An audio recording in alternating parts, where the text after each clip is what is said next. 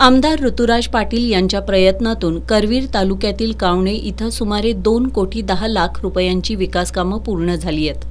त्या कामांचा लोकार्पण सोहळा आणि आरसीसी रस्त्याच्या कामाचं उद्घाटन कार्यक्रम आयोजित करण्यात आला होता।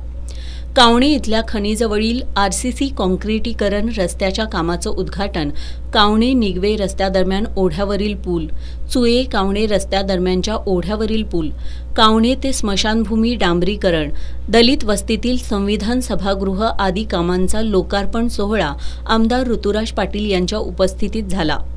यावेळी आमदार पाटील यांनी नागरिकांशी संवाद साधत त्यांच्या अडचणी जाणून घेतल्या। अनेकांच्या कामांबाबत अधिकाऱ्यांशी फोनवरून संवाद साधत त्यांची पूर्तता केली। त्यानंतर त्यांनी अंगणवाडीला भेट देत लहान मुलांशी हितगुज करत अंगणवाडी सेविकांशी संवाद साधला। इमारतीचे प्रश्न जाणून घेत जीर्णोद्धारासाठी निधी जाहीर केला। दलित वस्ती संविधान सभागृहाच्या लोकार्पण सोहळ्याप्रसंगी अवघ्या 7 वर्षांच्या अन्वी मोचुंदे या मुलीनं डॉक्टर बाबासाहेब आंबेडकरांच्या विचारांवर भाषण करून सर्वांचं लक्ष वेधून घेतलं। चुयेकर हायस्कूलचे मुख्याध्यापक PR कांबळे आणि विकास कांबळे यांनी आमदार ऋतुराज पाटील यांचा पुस्तक देऊन सत्कार केला।